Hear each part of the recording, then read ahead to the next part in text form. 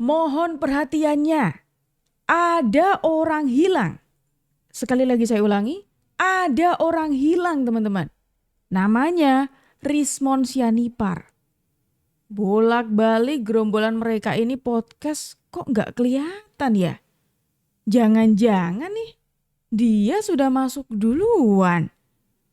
Bahkan nih teman-teman ya, saat Refly Harun itu melakukan pembelaan kepada Tifa dan Roy Suryo bahwa nggak mungkin mereka akan dipenjara katanya. Tapi cuma nyebut namanya Tifa dan juga Roy Suryo aja. Loh. Kok nama Rismon nggak dipanggil ya, nggak disebut juga? Ini kode apa gimana? Kemana sebetulnya si Rismon ini? Jokowi ini bukan hanya terkenal sebagai presiden atau pemimpin tukang bohong ya. Tapi ada lagi sifatnya pengecut gitu loh. Yang ketiga ya, prestasinya juga presiden terkorup. Nomor tiga, OCCRP ya, sudah pembohong, pengecut, terkorup pula. Berita berikutnya datang dari Mapolda Metro Jaya. Salah satu penuding ijazah palsu Joko Widodo, Rismon Sianipar, memenuhi panggilan penyidik sebagai saksi dalam kasus ijazah Presiden ke-7 RI, Joko Widodo. Kami sudah dipanggil dengan dugaan tindak pidana. Iya, harusnya kan ini diselesaikan dulu. Tetapi kami sudah dituduh macam-macam. Bagaimana nih Pak Prabowo Subianto? Tuh, ini dia rekaman dari Rismon Sianipar teman-teman. Yang semula dia itu merupakan orang yang sangat keras banget gitu ya, menuding Pak Jokowi ini itu, bahkan dia sudah sempat dipanggil polisi, menghadiri panggilan juga sempat ya beberapa kali. Sekarang kok nggak ada, menghilang kemanakah Bung Rismon ini? Soalnya dari tanda-tandanya, dari teman-temannya beberapa kali ngadain podcast juga nggak hadir. Terus kemarin Bung Refly yang seperti saya sebutkan tadi, namanya Bung Rismon ini nggak disebut juga gitu. Kan kita jadi bertanya-tanya ya. Apakah ini tanda kalau Bung Rismon sudah masuk duluan? Atau jangan-jangan dia menghilang? Padahal nih, dulunya Bung Rismon ini keluar-keluar banget loh ya. Keluar-keluar teriak keras banget kalau dia itu katanya nggak takut di penjara. Jangankan ancaman penjara, Joko Widodo ya. Ancaman nyawa pun saya hadapi. Gitu. Jokowi bisa berbohong kepada pendukungnya karena cinta buta atau segala macam. Tetapi Jokowi tidak bisa menipu teknologi. Kalau ada di persidangan nanti karena kepercayaan terhadap laboratorium forensik Polri ini sangat minim karena terbukti di kasus Jessica memanipulasi barang bukti digital, video CCTV itu, ya, Tito Karnavian, Krisnamurti, Muhammad Noah Lazar dan Christopher, maka kita minta juga di laboratorium forensik yang ada di luar negeri karena kepercayaan kita terhadap polisi ini sudah sangat minim dan terbukti menjadi kepolisian terburuk se-Asia Tenggara. Mungkin sekarang sudah sedunia. 10 tahun dipimpin oleh Joko Widodo itu sudah kita jadi generasi pengecut, generasi penjilat, maka saatnya sekarang kita menjadi generasi sesuai yang diharapkan oleh para pahlawan kita. Ini dari pertama itu koar-koar katanya nggak takut di penjara. Tahu nggak ujungnya apa? Ujungnya dia ngamuk. Gara-gara waktu ngitung kira-kira pasal yang bakal menjerat dirinya gitu. Wah, kok ternyata baru nyadar nih, kok lama di penjaranya, makanya langsung ngamuk teman-teman. Katanya nggak takut, tapi kok ngamuk. Coba Pak, bayangkan Pak, Bapak nggak mendidih darahnya. Kami meneliti jasanya Joko Widodo, kena 9 pasal Pak. Kalau kumulatif itu bisa berapa puluh tahun kami. Kalau lembaga begini besarnya Komnas HAM diam, adalah kena ancaman 12 tahun, ada 8 tahun, ada 6 tahun, ada 4 tahun, itu total berapa itu kalau kumulatif? 30 tahun. Hanya karena si Joko Widodo ini punya ijazah palsu kok kami mau dipenjarakan di Indonesia ini. Lagi-lagi tuh yang disalahin. Kami akan laporkan ini ke lembaga HAM dunia kalau lembaga HAM Indonesia ini biar dicoret ini, negara ini memang tidak menghargai hak-hak asasi peneliti. Sudah amnesti. Gitu. Kok diam gitu? Bapak nggak tahu, coba baca itu pasal-pasal itu. Masa itu dipakai untuk kami dan lembaga-lembaga seperti ini diam? Super body kali polisi, nggak ada yang bisa speak up untuk mengkritik mereka kecuali Rismon, Roy Suryo dan Tifa. Tuh ya, udah tahu ya bagaimana Rismon ini mendadak marah gara-gara tahu. Oh, lah kok pasalnya banyak gitu ya kan? Lah gimana? Anda nggak sadar ya? Sudah bikin gaduh segaduh itu. berlapis-lapis pula. Kok Anda nggak ngeh gitu kan? Tapi lucunya lagi teman-teman. Untuk lucunya dihapus. Atau bisa jadi teman-teman, bisa jadi nih. Menghilangnya Rismond ini selain karena dia ini dijerat banyak pasal ya kan? Bahkan dia tadi sempat marah-marah. Belakangan ini tuh ada seseorang ahli yang membedah ijazahnya Bung Rismond. Yang mana ternyata ketahuan nih. Bung Rismond yang ngaku-ngaku lulusan dari Jepang, itu ijazah Jepangnya justru bermasalah, alias ya dia sebut sama pakar ini sebut sebagai ijazah palsu. Jangan-jangan dia lagi pusing soal itu juga teman-teman. Tadi saya tertarik untuk mengupas lagi terkait dengan latar belakang Rismond gitu ya. Ya, silakan. Rismond S1, S2-nya itu tidak ada hubungannya dengan komputer. Dia fokusnya di teknik kendali. Jadi ada konsentrasi di teknik elektro, UGM itu ada namanya teknik kendali atau controller. Dia menggunakan ilmunya, konsentrasinya di bidang itu, bukan komputer seperti saya, sistem komputer dan informatika gitu ya. Oke. Kemudian S2, S3-nya di Yamaguchi, saya pastikan palsu gitu ya. Kenapa? Karena saya sendiri yang mengkonfirmasi ke Yamaguchi gitu ya, dan saya benar. diberikan informasi bahwa ijazah itu tidak pernah dikeluarkan oleh Yamaguchi. Dan terbukti juga dari penelusuran dari rekan-rekan seperti Mas Roni Teguh, terkait dengan tesis, disertasi, berikut dengan penelitiannya sama sekali tidak dikenal gitu ya.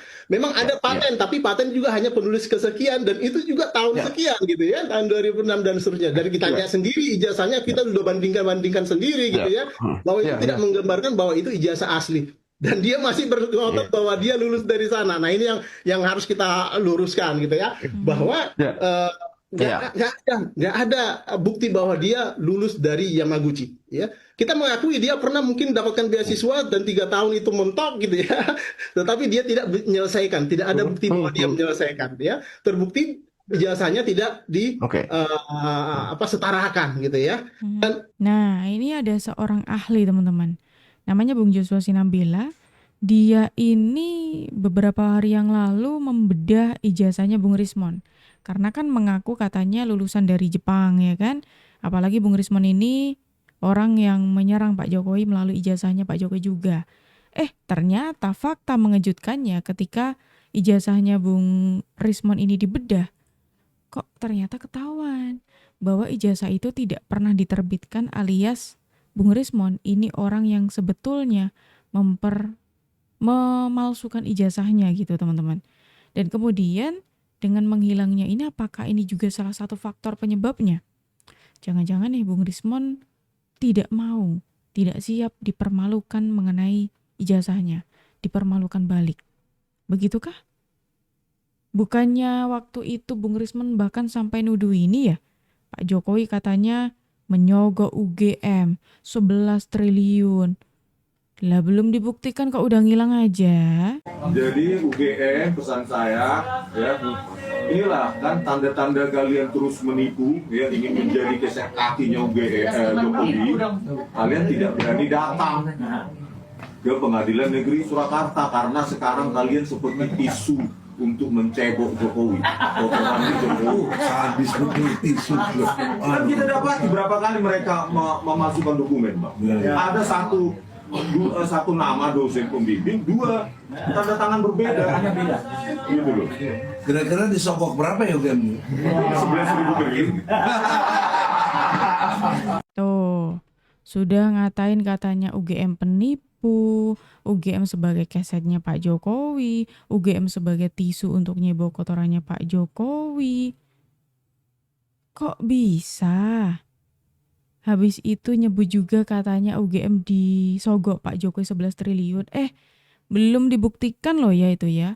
Nah sekarang kok ngilang kemana Bung Rismond? Hayo, kemana Anda itu sebetulnya? Buktiin dulu dong.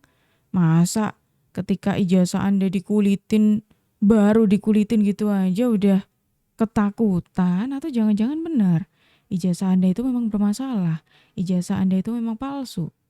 Begitu. Kalau Bung Rismond ini keberadaannya masih tanda tanya teman-teman, alias Bung Rismond ini kok jejak-jejaknya seperti mulai menghilang gitu ya kan. Ini ada dari temannya Bung Rismond yaitu Bung Roy Suryo yang menyiapkan 2 buku ya, 2 buku selain buku putih kemarin yang katanya juga akan siap cetak, dan kocaknya itu semua tentang keluarganya Pak Jokowi. Kok saya jadi curiga ya? Bung Roy Suryo ini bukan kok benci sama Pak Jokowi, tapi ngefans sama Pak Jokowi. Bisa kebayang nggak teman-teman? Yang katanya benci, tapi bisa buat buku tentang orang yang dia benci sampai 3 ya. Iya dong, yang satu udah cetak kemarin, yang 2 mau cetak. Tapi keren loh Mas Suryo, dalam tekanan itu masih bisa tersenyum dan bahkan kemudian melakukan investigasi lain sekarang. Ya harus tersenyum, dan kemarin alhamdulillah dengan ridho juga Allah Subhanahu wa taala dan dengan restu teman-teman sekalian termasuk Mas Wiwi, kami kemarin launching buku ya kan, yang Jokowi Sweat Paper, dan nanti akan disambung seri keduanya dengan yang masih kami katakanlah masih kami. Nanti kalau kesini lagi bawa bukunya ya, kita tunjukkan. Dan yang ketiga, edisi ketiga nanti tentang yang kedua apa? Yang kedua tentang jati diri Jokowi. Jati diri. Kalau kemarin kan hanya sekolahnya ya, tentang UGM-nya. Yang kedua tentang jati diri dia, dan nanti akan membuka tabir kok, kan banyak pertanyaan. Jangan-jangan ini ada double body. Oh. Ya, jadi kita ada jawab. 2 orang. Ya, gitu. Ada Atau mukanya doang yang beda. Nah, itu. Dan buku yang ketiga tentang ini. Jadi luar biasa. Kita ngobrol prediksi ke depan, buku yang ketiga itu Jokowi Son. Anak Jokowi. Terjawab ternyata teman-teman, isinya apa? Prediksi doang isinya. Berarti memang persis seperti yang sempat kita bahas di video kita lainnya. Kalian bisa cari teman-teman. Kita pernah ngebahas, saya pernah menyebut juga kalau isi dari buku itu hanya sebatas asumsi mereka, prediksi-prediksi mereka, yang mana sudah jelas arahnya negatif ya kan, arahnya serangan-serangan mereka kepada Pak Jokowi, dan yang pasti tidak bisa dibuktikan. Lawang soal ijazahnya Pak Jokowi saja mereka tidak bisa membuktikan kok kalau itu palsu, ya kan? Tiba-tiba ada buku tentang Pak Jokowi yang katanya begini begitulah. Belum selesai itu nerbitin lagi, mau ada 2 seri lagi yang mau terbit. Ya ampun, kayaknya ngefans banget nih Roy Suryo dan kawan-kawan kepada Pak Jokowi. Nah sekarang khusus untuk Gibran, ada seorang namanya Subhan, sarjana hukum, magister hukum, dengan kantor pengacara Subhan Palal ya, dan rekan, yang kemudian mempertanyakan ijazah dari Gibran, ijazah SMA. Saya kira itu bagus ya, karena tidak begitu saja Gibran tiba-tiba kalau kita baca menerima gelar ya BSc, Bachelor of Science ya. Waktu itu disebut dari MDIS, di Management Development Institute of Singapore ya, yang itu konon bekerja sama dengan Bradford University. Nanti pada saatnya akan kita bongkar itu ya, gitu. Benarkah ijazah MDIS atau Bradford itu yang masih bekerja sama dengan MDIS Singapura? Karena Bradford itu adanya di London, di UK, di Inggris ya gitu. Apa ijazahnya seperti apa? Kalau MDIS seperti apa? Kita tunggu saja nanti apa yang kami teliti soal ini, dan itu pun sudah akan menjadi bahan bagi buku ketiga kami. Ya gitu, bukan hanya buku kedua, tapi buku ketiga kami. Itu Kalau saran saya Bung Roy ya, daripada Anda meneliti ijazahnya Pak Jokowi ataupun Mas Gibran yang sudah asli, yang sudah sangat jelas sekali, mendingan coba Anda teliti ijazah teman Anda sendiri deh. Yang bahkan kampusnya pun itu sudah mengatakan tidak ada tuh ijazah tersebut, tidak ada penerbitan soal ijazah tersebut. Itu sudah sangat jelas gitu loh ya. Mendingan Anda teliti ijazah teman Anda. Soalnya begini, kalau Anda mempermasalahkan ijazahnya Pak Jokowi, Anda tidak bisa membuktikan. Anda mempermasalahkan ijazahnya Mas Gibran. Mas Gibran itu pernah menunjukkan ijazahnya waktu jadi wali kota Solo. Bahkan Mas Gibran mengatakan, kalau nggak percaya tak beliin tiket deh. Datang langsung ke sekolahnya, cek langsung aja ke sana. Itu. Kemudian ada lagi nih teman-teman. Baru-baru ini itu ada seseorang yang namanya Subhan Palal itu menggugat secara perdata Mas Gibran karena ijazahnya, ya kan? Kemudian di sini Roy Suryo itu terang-terangan membela Subhan Palal, orang yang sudah menggugat ijazahnya Mas Gibran. Jangan-jangan memang gerombolan ini ada di belakangnya Pak Subhan Palal nih. Berarti sama aja, ya sama dong orang yang menyerang keluarganya Pak Joko Widodo. Iya kan? Iya dong. Bahkan di konten yang lainnya, Roy Suryo itu pernah menyebut juga secara terang-terangan bahwa dia justru menawari kepada Pak Subhan Palal, saya punya banyak bukti, katanya seperti itu. Entah itu bukti asumsi atau apa. Soalnya sampai sekarang, sampai detik ini omongan Roy Suryo nggak bisa dipercaya sih. Tapi ada yang mengejutkan teman-teman. Kalian tahu kan, beberapa waktu ini kan sempat ramai soal pengemudi ojek online yang diundang di istana bersama dengan Mas Wapres. Tahu kan soal itu? Nah, orang ini nih, Roy Suryo ini, tiba-tiba ikut berkomentar. Dia seolah ngeremehin para pengemudi ojek online, teman-teman. Rumah Roy Suryo mau digeruduk para ojol gara-gara Roy Suryo itu merendahkan ojol.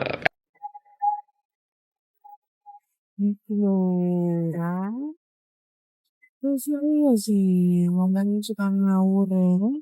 Ini buntut dari penghinaan merendahkan ojol nih. Kemarin rumah aku ya, rumahnya Ahmad Sahroni itu kan udah pada digerebek tuh. Di situ juga dilakukan adanya penjarahan. Nah, nanti kalau di rumah Roy Suryo itu jadi digeruduk. Nah, itu di sana kalian jangan ada penjarahan ya. Soalnya di rumah Roy Suryo yang mau dijarah apa coba? Kan cuman panci colongannya waktu dia masih menjadi Menpora. Gitu yang dijarah apanya, bahwa istrinya aja. Logo. PSI Partai Super Terputih. Gimana tuh, Bung Roy? Rumahnya mau digeruduk itu. Makanya kalau ngomong itu jangan ngawur, jangan ngelantur ya kan? Kan susah nih. Mau digeruduk gimana kalau beneran digeruduk coba? Ayo. Para pengemudi ojek online loh, banyak loh di Indonesia itu. Bung Roy sih ngomongnya suka ngawur. Suka ngawur mulu ya ngomongnya. Nggak soal pengemudi ojek online, nggak soal ijazahnya Pak Jokowi ataupun ijazahnya Mas Gibran. Ngomongannya ngawur mulu. Emang benar sih omongannya Dokter Tifa waktu itu. Mereka-mereka ini ya orang-orang gila, emang benar. Udah gila beneran kayaknya. Gimana menurut kalian teman-teman? Silakan tulis pendapat kalian di kolom komentar dan terima kasih karena kalian sudah menemani aku dari awal sampai akhir. Aku Juju pamit undur diri. Sampai jumpa.